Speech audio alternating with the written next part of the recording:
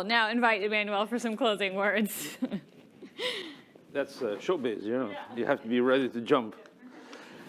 Well, I want to thank all those who have historically remained in the room, fully committed, fully driven after these 2 days. We have heard powerful words here. And words carry weight. They do carry power. Their meaning crystallizes perceptions that in turn shape our beliefs, that drive our behaviors, and ultimately create our world. So over these 2 last days, the words that we used were the ones that had to be heard and had to be said. We had tough conversations, uncomfortable conversations, but the ones that were needed. For me, the most powerful word is not because, it is why. Or in a better way, why not? Why in 2022, women must continue to be victims of discrimination and bias?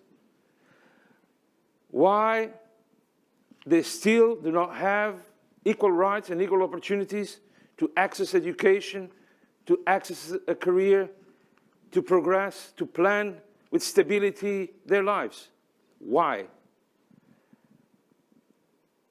If we fail as humankind.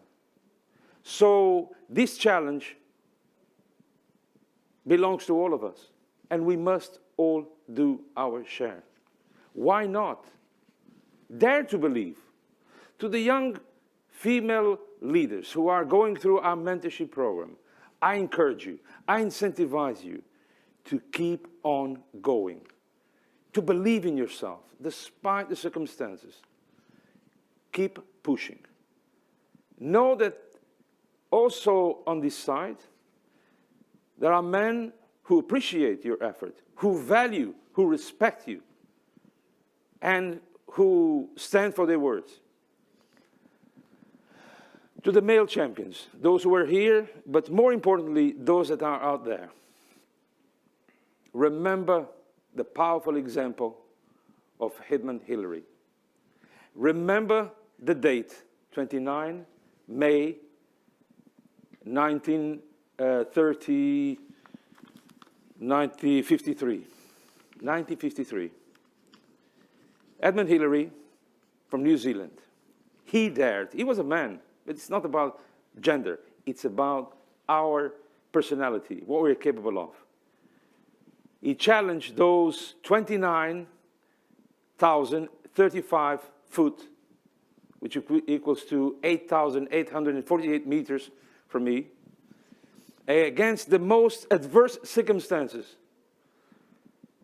Over 7 weeks, 7 weeks, he, from starvation to pain all over his body, to challenge his own confidence, whether he could manage to achieve his goal. But he did. He did. After 7 weeks, he did. He reached the summit of the highest mountain in the world, Mount Everest. And if I mention Mount Everest, it's because I know that with you lies challenges of this magnitude, each one of you. So I know how tough it is, those challenges. So the metaphor is appropriate. And when he reached the base of the mountain, when he returned, he was asked, Edmund, why did you do this? Why did you put yourself into such a challenge? And now I'm talking with the male champions, the existing one and the futures. And he said, in all his simplicity and humility, he said, I did because it had to be done. Because it had to be done. So let's do what is right, what is within our reach, not because we are waiting for glory or recognition or we're going to be superstars. Or let's do what is right. Basic human behavior, doing what is right. And this is missing. This is missing, you know. I heard a lot saying there are no free lunches. You know, if I do something, I'm expecting something in return. But what about if there's not a dogma? If there are exceptions to this rule? I want to call these exceptions, and I want to call those men out there and those people who are in positions of privilege to express their leadership, to share their knowledge, to pass what they have learned without this sense of ownership, without this negativity. Also the women, share. If someone gave you the opportunity, the mentees now, if someone gave you the opportunity and pass on to you all their knowledge, all their expertise, all their contacts, all their connections, everything, you don't own that. You are just a mere recipient. Pass it to somebody else.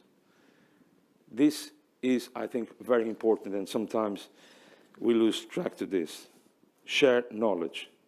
Believe in yourself. This is the final message. Believe in yourself. Because the only thing that you can really regret are the things that you don't do. If you don't believe in yourself, you will never accomplish. So these are my final words.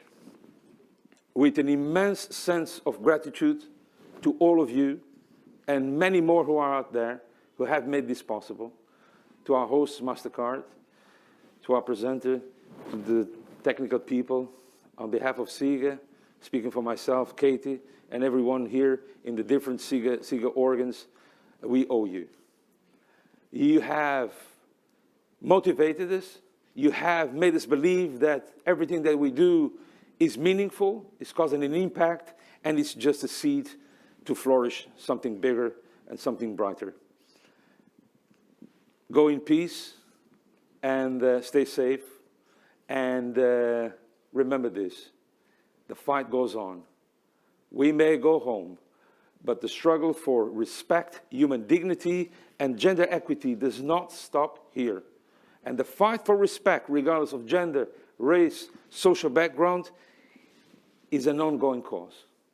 We are ready for it, and I know you can count on you. Thank you very much.